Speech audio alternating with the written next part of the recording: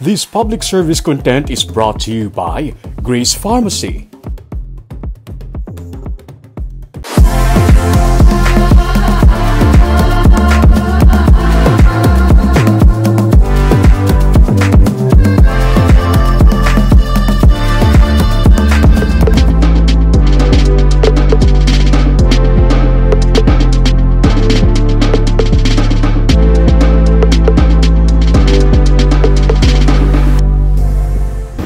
Sang nagligad lang nga Miyerkules, pinagi sa K9 unit sa Bredco Port na diskubrihan nga may isa ka pasahero nga halin sa Bacolod kag padulong kontani Dumangas, Iloilo ang nagtingwa nga itabok ang ilegal nga droga. Ugaling malas niya lang kay duty nili. Sa ka Belgian Malinois sili kag sa iya bulig na detect ang masobra sa 1 milyon ka pesos nga balor sang shabu nga inugtabok sa Iloilo. Aton siya kilalahon sa Baganihan. Sa departure area pa lang sang Bredco Port, hindi na mapahamtang ang Belgian Malinois nga sili sang Miyerkules sang hapon. Gani nagduda naman ang iyang handler nga si Petty Officer Johnny Morante samtang nagapatuman sila sang random paneling and inspection sa puerto kaupod ang katapo sang Philippine Drug Enforcement Unit.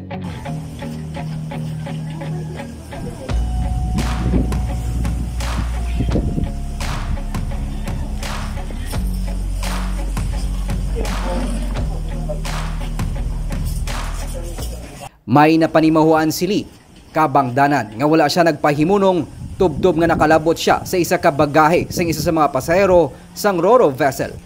Nagpungko sili malapit sa isa ka itom nga bag. Senyales para sa mga operatiba para mausisa ang napatod nga kontrabando. Ginpakuha sang katapos ang PDEA ang mga unod sang bag sang pasahero nga ginkilala kay Marshall de los Santos Jr. Sa itom nga medyas, na-recover sang otoridad ang nakasunod nga 3 ka mga putos sang ginapatian shabu nga nagabalor sa masobra 1 milyon ka pesos. Ang suspect nga padulong kontani Dumangas ang nagpahayag nga ginpadala lang sa iyang medyas kag wala siya sang ihibalo nga may unod ini nga illegal nga droga. Suno kay Agent Dalisay, Special Interdiction Unit sang PDEA, daw bastante pang suspect nga nagpamalibad mag-agi sa X-ray machine antes nila natigayon nga na-intercept sa buligman sang Coast Guard K9 unit nga sili. First time, sir. Okay. Tingnan nagsalig ka to sa atong tawo. Okay, first time pa lang. Kasi nga pagabot sa Iloilo mo daw, amo ang matag sa kwarta sa akon. Sili ang 3 pa lang katuig kag bag-o lang nakatapos sa ilang training sa Manila. Suno sa iya handler, masobra man isa katuig sila nga nagtraining antes gin-deploy sa Bacolod City. Ginapabugal niya sili nga bisan bag-o lang nasabak sa trabaho, mayara na gilayon sang accomplishment. Kami man sa second day, muna lang trabaho talaga namin sir. Suno kay Petty Officer 1 Eljan Baal, pamuno sang Coast Guard K9 team sa Bacolod, may mga award nga sarang mahatag kay Lee. Pero para sa ila, kabahay na sa ila responsibilidad ang mapasiguro nga hindi makalusot ang ilegal nga droga sa ila pagbantay sa puerto. Alagang-alaga sila, sir. Kung pwede nga, sir, ang aso namin katabi namin, sir, sa pagtulog kasi yan ang pinaka namin, sir. Kung wala sila, hindi rin kami K9 handler Gindugang ni Baal nga ginahatag man nila ang tanan para sa mga kasubong nili. Halin sa mga vitamins kag kompleto nga bakuna. May clinic man para sa mga K9 sang Coast Guard. Para ganadong aso magtrabaho. Wala man sila ginakapoy kisa or wala? Ginakapoy man sila, sir. Pag masobran sang simot, nakapoy na sila, sir. May hospital para sila, sir? Mayroon, sir. Ang bed sila. Nakita ko. Sir, ang bet namon, galibot na sila, sir. Kada district station. Na dumduman niyo pa man bala si Delcy.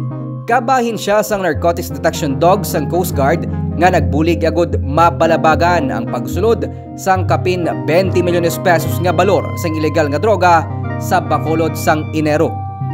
Hindi lang nahana sa narcotics detection ng Coast Guard K9 team, mayara man sila sa mga K9 unit para sa explosives kag para sa search and rescue operation.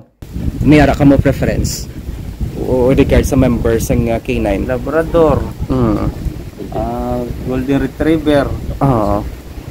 Jack Russell, tapos Belgian Malinois. Yun, sir. Anong kinalain sini sir sa iban like nga mga rasa bala nga doga tawag sini doga stand above sila sa iban nga mga race sa mga canine? Ang sa ano man sir, Belgian daw pick ba sila sir, tapos ang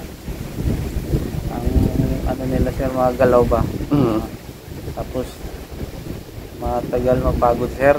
May anom tanan ka mga canine unit ang Coast Guard sa syudad, pero sarang pa magdugang sang 3 ka mga explosive detection dogs ang Coast Guard sa Badason nga sinimana bilang pagpanghanda para sa Mascara Festival sang Bacolod. May ikasarang na magserbisyo sa sulod sang 7 tubtob 8 ka tuig ang mga kasubong nili nga canine unit. May reward man o kun wala, silang handa nga magserbisyo para sa seguridad sang publiko.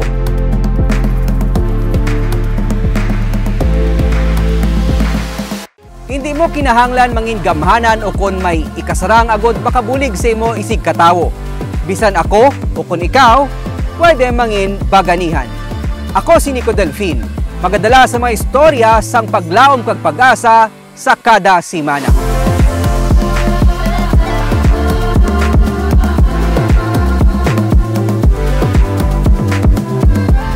This public service content was brought to you by Grace Pharmacy.